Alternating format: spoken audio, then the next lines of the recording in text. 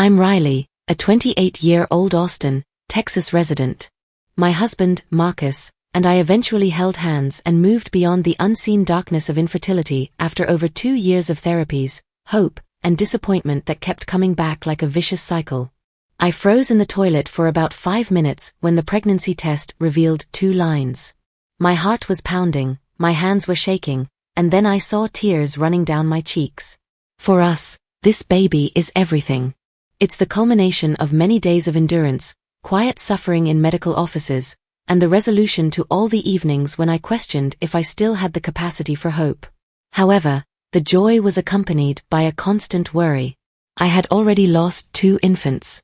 I made a promise to myself that I would never allow that kind of loss to occur again because it feels like being pulled apart, piece by piece. We decided on quiet this time. No sharing with friends or posting on social media, not even with my sister or parents. Victoria was aware of something. Some may accuse me of being self-centered or too careful, but they fail to see that sometimes defending oneself entails making room for hope to flourish, free from expectations and the heartache of having to share the news of yet another loss. I come from a loud, boisterous American household. The Hendersons, my parents, will throw a party for any reason. The whole block should be invited for a celebration, even if the neighbor's dog learns to shake hands. What about Victoria? She is a unique tale. Beautiful, ambitious, and living up to the mantra, "The world is my stage." This 3-year-old is 3 years younger than me. With a lavish wedding at a resort in Miami last year, she almost became the ideal bride. However, her lovely fiancé had slept with a maid of honor the previous evening. While putting on her pricey bridal gown for the last time, Victoria discovered the truth. Instead of going down the aisle the next day, she sobbed as if the world had ended while lying on the floor of the living room, surrounded by unopened bridal presents. Victoria changed after that day, despite our best efforts to help her get back up. Her tone became harsher, her grin sharper, and she threw all of her energy into her profession. Victoria promptly organized a spectacular celebration after being promoted to department director at the biggest financial business in the city. As excitedly as if she had just won an Olympic gold medal, my parents contacted me 3 times in one morning. "You must be there, Riley. For your sister, this is a significant occasion. Everyone in the family is depending on you." Every word my mother said struck me like a familiar but heavy burden. I realized I couldn't continue to refuse. However, my anxiety increased as they persisted. Although my belly wasn't very noticeable yet, it was becoming tougher to conceal the symptoms every day. I didn't want Victoria's moment to be overshadowed by rumors about when she's due and how far pregnant she is, taking focus away from her promotion. That would quickly destroy her happiness. Marcus gently but firmly seized my hand. "Riley, go. We have a bit more time to keep this a secret. Give her the night she deserves." I nodded, but the uneasiness lingered within me like a persistent fever. As if to warn me of what was ahead, the Austin sky hung thick and low that night. Adjusting a flowing olive green maxi dress in front of the mirror, I hoped the soft material would hide my expanding belly curve. On top, I wore a light cardigan and applied a small amount of makeup to reduce my puffiness. Everything was painstakingly organized to guarantee that tonight would be the winner, not me. Marcus's eyes were a mixture of concern and affection as he observed me from the bedroom doorway. "Are you all right?" His quiet question brought me back to the here and now. "I'm all right." More to persuade myself than to comfort him, I contrived a grin. A rooftop restaurant on South Congress Street, which Victoria always referred to as the city's Vista for Victors, hosted the celebration. Right from the door, the room was a flurry of fairy lights, sparkling wine glasses, and animated laughing. Victoria really had a knack for becoming the focus of attention. Her delighted high-pitched voice echoed from the other side of the room, "Woohoo, Riley." She approached me and gave me a hug. "I assumed you would once again miss my celebration by citing work." Grinning, I gave her shoulders a little squeeze. "It's your big day today. How could I have missed it?" Victoria's eyes glowed with delight for a minute, but I could also see the faint look of scrutiny in the corner of her eyes. She didn't say anything else, however, and dragged me right into the throng, where everyone was raising their glasses in joy. I remained in my comfort zone the whole evening, moving slowly, picking discreet places, and avoiding close embraces or too much curiosity. Marcus maintained a cautious distance, near enough to keep an eye on me but far enough away to avoid drawing notice. Before I met Aunt Beth, I felt I was doing a respectable job. My dad's sister, Aunt Beth, was a frank and direct lady in her 50s who could sometimes be so direct that she lost her tact. She was well known in the family for having a sixth sense, which allowed her to read people's faces like novels.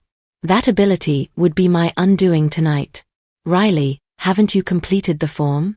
As she studied me, she cocked her head and squinted. "But not the typical increase in weight. Your eyes are gleaming and your skin is radiant. Tell me, what are you concealing behind that flowing gown?"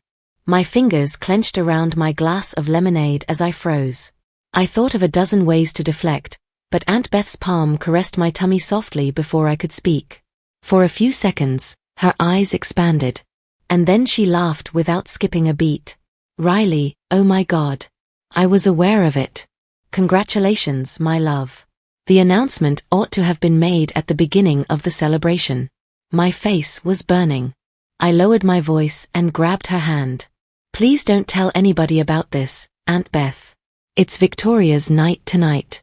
I do not want to deprive her of it. But it would be like pleading with the wind to cease blowing if you told Aunt Beth that."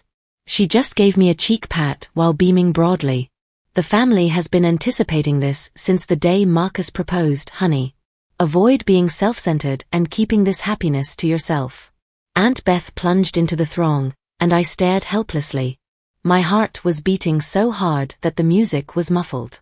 Then the moment I feared arrived with a bang. "Would you all just give me a minute of your time?" Aunt Beth's voice cut through the vibrant environment as it roared through the microphone. "I'm excited to share some amazing news. Where are you, sweetheart Riley?" Everybody looked at me. Every look and whisper was felt by me, but Victoria's icy, penetrating gaze struck me in the chest like a dagger. As if giving out lottery numbers, Aunt Beth joyously informed that her beloved niece Riley was expecting a baby. The room held its breath for a moment. Then I felt a wave of congratulations, shouts, and applause. Bright eyes gleamed with delight, arms around me, and questions were flying. All of the things I had worked so hard to avoid suddenly came crashing down. Marcus's eyes were full with concern and pity as his hand sought mine and gripped it firmly. The sight of Victoria standing by herself in the corner, with her crimson wine glass cocked slightly and the liquid glittering in the warm light like blood spilled, was what troubled me the most, however. Her smile turned into a very fragile grin. I realized then and there that the party was no longer hers. I had just managed to escape the group of family members congratulating me when I saw Victoria sneak out onto the balcony. With a rich crimson stripe gleaming in the gentle light, the wine in her palm tipped perilously. I didn't require instructions from anybody. I had to follow her, I knew. "Give me a moment, Marcus," I said as I made my way down the corridor that led outdoors, squeezing past the throng. A sudden rush of chilly air, in direct contrast to the warmth inside, greeted me as the glass door swung open. With her hand on the railing and her eyes staring into the distance where Austin's flickering lights flickered, Victoria stood there. She spoke first, her voice raspy, after hearing my footsteps. "You've finally managed to have everyone talking about you. Even on my evening." I swallowed the knot in my throat and took a long breath. "This isn't my fault, Victoria." I instructed Aunt Beth to be silent. "I didn't want to take away your moment, as you are well aware." "Oh, really?" She turned to me, her eyes glimmering with a cold, pointed edge, and laughed dryly. "You were hiding in the corner, wearing that huge dress, as if you were waiting for someone to discover your little secret." "Riley, don't act innocent around me. I am too familiar with you. Here words could like a cold dagger through me." "What are you attempting to express? Do you believe I intended for this to occur? This is how you've always been." Victoria took a step forward, her voice sounding sharp yet quiet. "You wäre married before me." "Mom constantly compliments you on your maturity and thoughtfulness. Additionally, you conveniently get pregnant just before my big wedding day." "Ho praktikal." I was still. My heart was broken by the brutality of the sister I had always loved, and my hands fell to my sides. "What are you doing, Victoria? Marcus and I have tried so hard, you know." I've already lost 2 babies. The traumatic recollections struck me like a blow to the chest, causing my voice to falter. Yeah, I understand. Did you lose too? Victoria's eyes flashed venomously as she sneered. You need to be extra cautious this time, don't you? Or maybe you just want everyone to know because you're scared of failing again. Just in case things don't work out. You'll be prepared for their sympathy. Stunned, I stood there. Every statement was like a kick to the face. Anger rose like waves and crashed in my chest as the air became thicker. Did you say that? Victoria? I gasped, fighting to control my rage. After that bastard left you before your wedding, do you recall who sat with you the whole night? Who packed all of the wedding presents? To save more suffering, who phoned all of the vendors to cancel? Victoria's claws dug into her pale skin as she tightened her fists. Her look, however, remained unwavering. Do you believe that makes it no longer true that I have always been your shadow? I've been compared to you my whole life. Riley is the ideal daughter. Me? All they talk about when they have nothing better to say is how I'm a failure. I tasted blood after biting my lip. I put my palm on my stomach out of instincts to protect the delicate life within. I never wanted to be your rival, Victoria. Never. But what if you decide to despise me just because I'm content? It's not my fault, that's your decision. My Utterangse lingert. Victoria's eyes were crimson but unblinking, and her lips formed a thin line. Riley, you may pretend to be honorable with other people, but not with me. Her shoes clacking on the chilly stone floor, she turned abruptly. Just keep this in mind. Tu nicht, I lost everything. You made the ideal announcement. Well done. You prevail. Are you happy now? She wasn't followed by me. Her sour remarks were carried away by the wind. All I could see at the time was a severely injured Victoria, holding on to her anger as if it were her only source of support. However, I was no longer able to bear her difficulties this time. After Victoria went, I stayed there for a long time, shivering as the cold seeped through my flimsy jacket. The rage had gone. And the sorrow. An unsettling void, as if something had been irrevocably shattered between us, was all that was left. There was less of a buzz about the celebration when I went back inside. While some had already migrated to the upper lounge, others had already departed. Marcus saw me instantly and hurried over, looking at my face as if he was trying to figure out what I was thinking. Are you all right? His hand rested lightly on my back as he inquired. Can we depart early? Not wishing to remain another minute, I muttered. With a nod, he put his arm around me and led me upstairs to get our luggage and jackets. Unfortunately, the restaurant made the odd architectural decision to hide the coat closet at the far end of the second-floor corridor, but just then, all I wanted to do was get our belongings and go out. I was left alone in the room while Marcus called for the automobile. I heard heavy footsteps behind me as I went to get my coat from the closet. When I turned back, Victoria was still holding onto her half-empty wine glass and was stumbling a little. We have more to say. Her eyes were bloodshot from booze and something far more poisonous, and her speech was slurred. I steadied myself and let out a deep breath. You're intoxicated, Victoria. Return home and relax. With a look as keen as a sword, she took a step closer. Don't you always get everything? The golden kid is always the one they support. And me? The yoke is me. I was meant to have tonight. I said, clutching my coat, I didn't steal anything from you. Tonight, I didn't want to be the life of the party. Victoria Lauket. Then demonstrate it. Show that you are not expecting.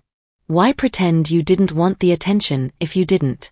A sharp push to my chest sent me reeling before I could understand what she was saying.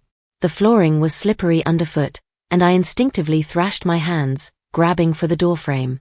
However, I didn't make it. I went down. The feeling of falling seemed to go on forever.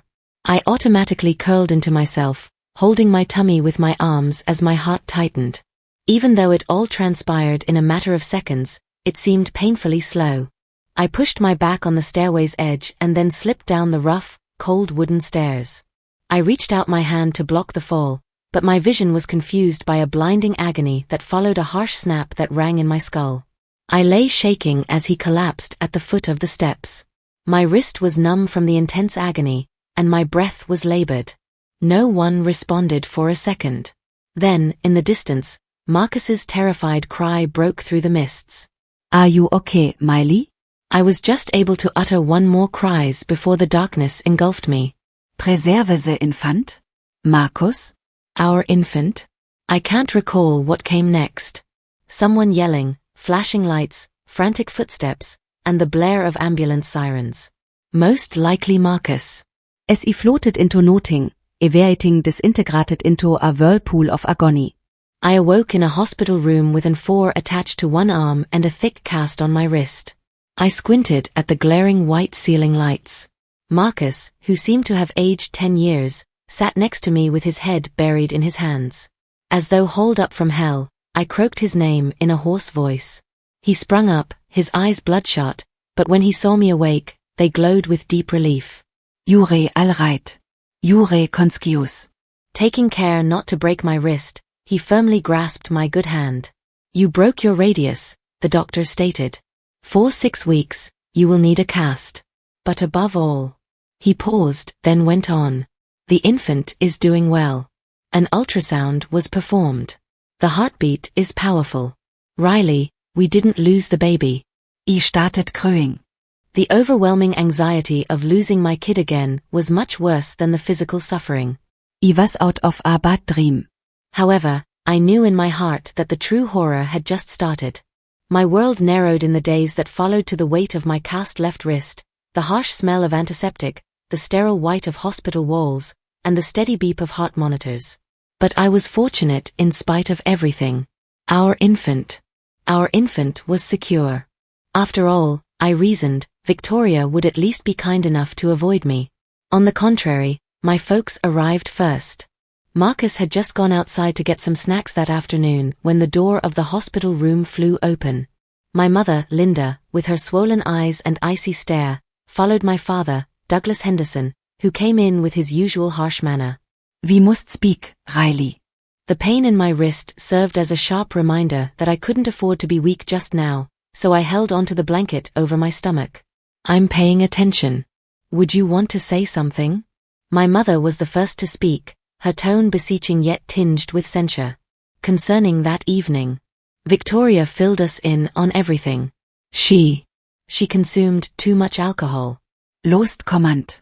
Riley, nobody intended things to turn out this way. I gave a hollow, dry chuckle. Out of control? Do you mean the push that almost killed my kid? Or did she just have the want to see whether I was pretending to be pregnant? My father's voice lowered as his scowl became deeper. Nobody disputes Victoria's error, Riley. She is your sister, however. Your blood. Will you really take this matter to court? This kind of controversy is too much for our family to handle. Every word "our family" sounded hollow, a weak defense of the unforgivable. Dad, what about me? Don't I belong to this family? My mother interrupted, clutching her pocketbook. You are exaggerating this. Victoria is not a nasty person. She has experienced a great deal. You are aware of it. It was an irresponsible moment. Will one error cause you to destroy her career? Then Marcus came back, sandwich box in hand, his face becoming serious as he absorbed the situation. I think I ought to be involved in this discussion, Marcus said in a composed but serious tone. Because of her sister, Riley almost died, and our unborn kid experienced a trauma that none of you seem to care about. You two just talk about Victoria's profession and family. Riley, what about him? Who is defending her? The stillness became thick enough to pierce the room as it became heavier.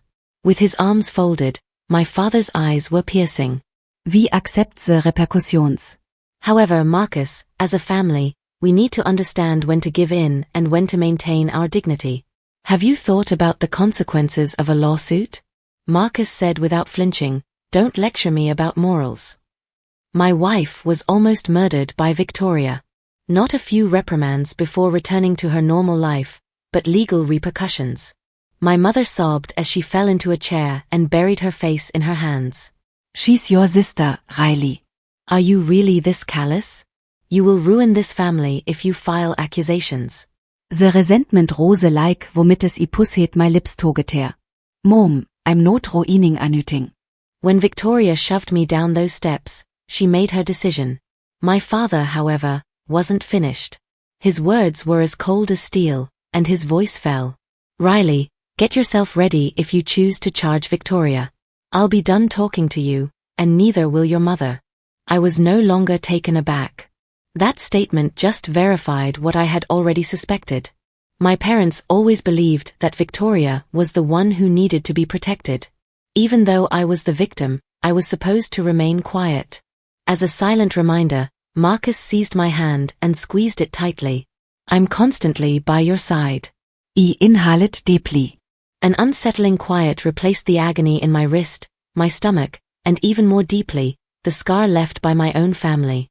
With every syllable cutting through the thick air, I said unequivocally that I was going to file charges against Victoria. I need to defend myself and my kid, not because I'm hateful. My dad's jaw tightened. My mom lädt out a luder CY. However, I wasn't offended this time.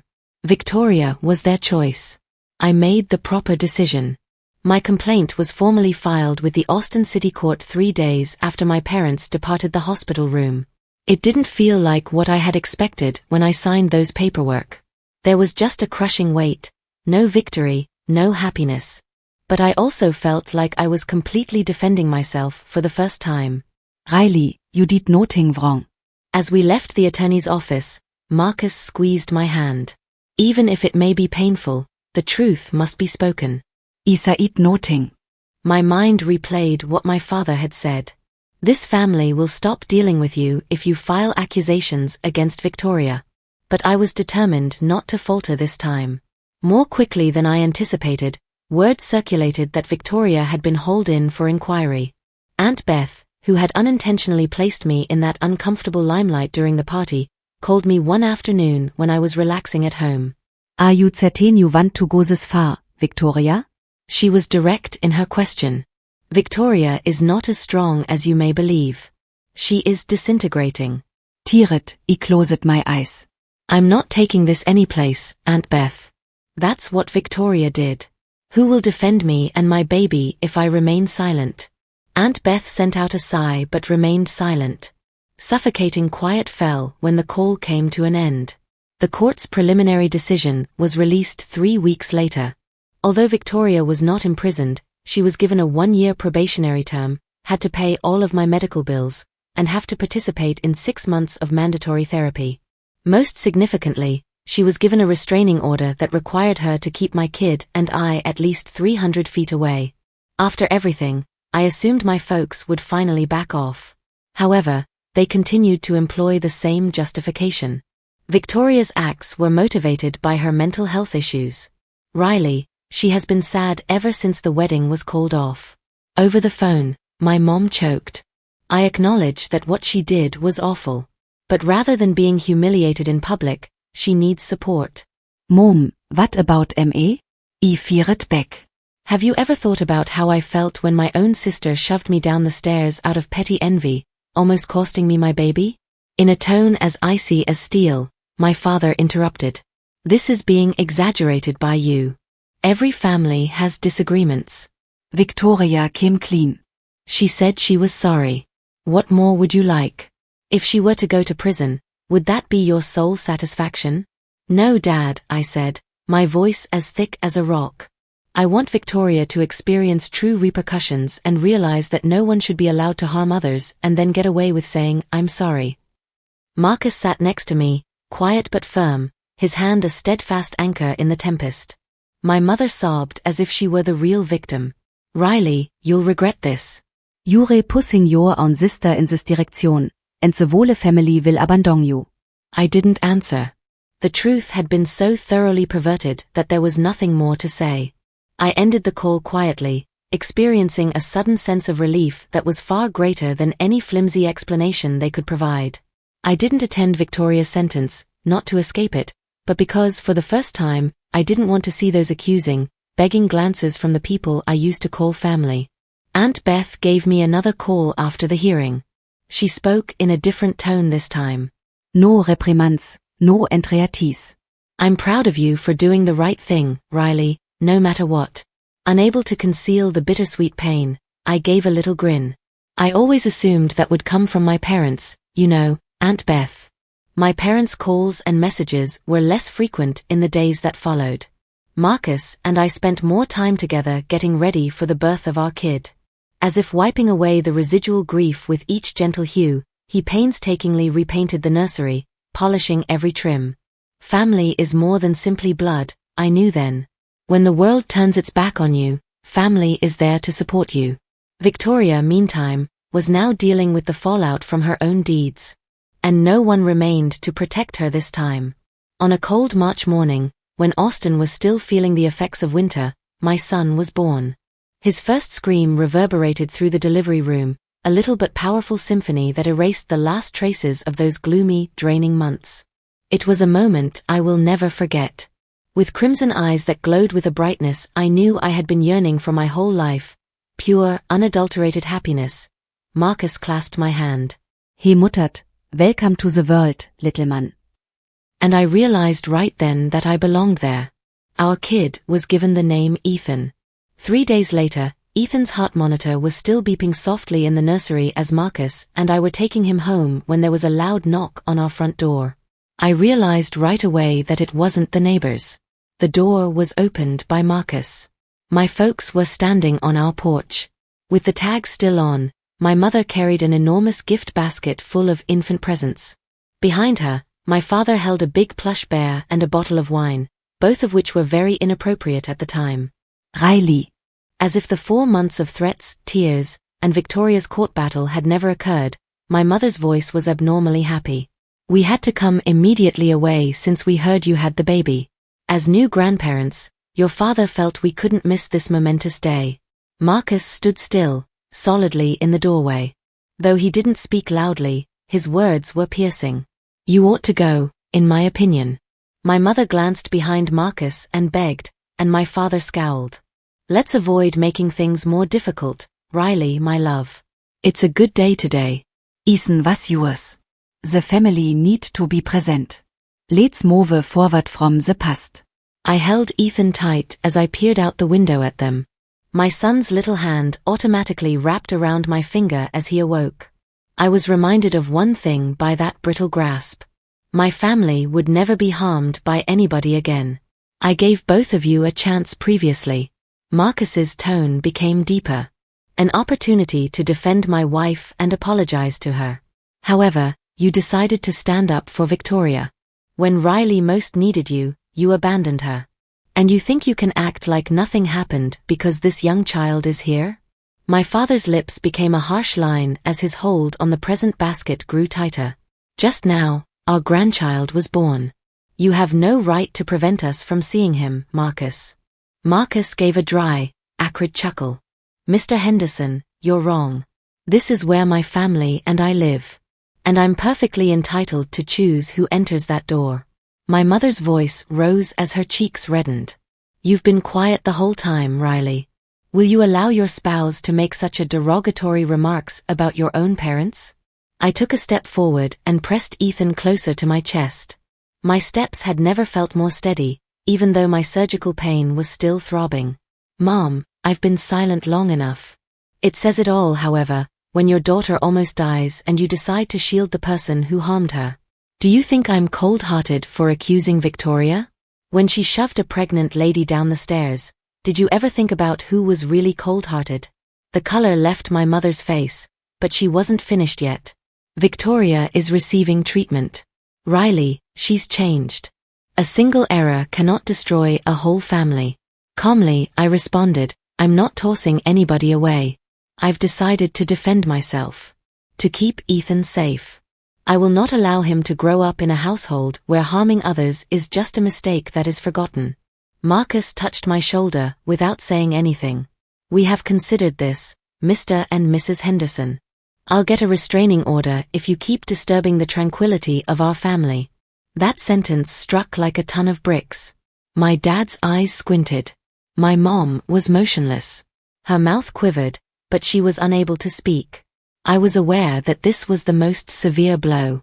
They had always felt entitled to intervene in their children's lives whenever they wanted. Not this time, however. Marcus stated forcefully, "I'm asking you both to leave now. And don't return." Their features were marked with amazement as they stood there for a few more seconds. My mother suppressed her tears as she followed my father as he turned abruptly. The teddy animal and gift box were placed on the porch. Marcus silently knelt, lifted the basket, and placed it next to the garbage can near the garage. Softly yet decisively, the door shut behind him. My eyes were watery, but my heart felt very light as I pulled Ethan close. Here, in this little home, was my family, my own family. Everything else may remain beyond that door indefinitely. Marcus had a security crew set up cameras around the home the next morning before the early sunshine could dry the dew on the porch. With Ethan in my arms, I stood by the window and watched him carefully go over every blind area and frame on his phone screen with his customary vigilance. Marcus responded to the issue I hadn't even asked by saying, "We can't control what others think, but we can control who gets to be in our lives." I gave a nod. This place felt like ours for the first time in months. No more pressure-filled late-night phone calls, no more phony pity. It's only the three of us, yet it's tiny enough to qualify as a family. I went into the backyard that afternoon as Marcus rocked Ethan to sleep in the glider. The delicate, hardy lavender pots I had planted throughout my pregnancy were still in bloom. I took a seat, stroking the petals with my fingertips as their delicate texture soothed my heart. From suffering in quiet to eventually confronting the truth, it had been a long trip. Sometimes I thought that by setting firm boundaries with my own family, I was being too severe. But no, limits are sometimes necessary for love. Victoria made the decision to cut me out of her life on her own. When I most needed them, my parents decided to abandon me. And for the first time, I made the decision to choose my little family and myself above the alleged responsibilities that had held me back for so long. No more crocodile tears disguised as familial bonds, no more threats of disownment. They were now only far-off echoes coming from behind a door that was securely shut. Marcus drew me in as we lulled Ethan to sleep that night, his voice soft and deep. "Riley, you did the right thing, even though I know you never intended this to happen. You took a stand for our kid as well as for yourself." From the cradle next to our bed, I laid my head on his shoulder and listened to Ethan's steady breathing.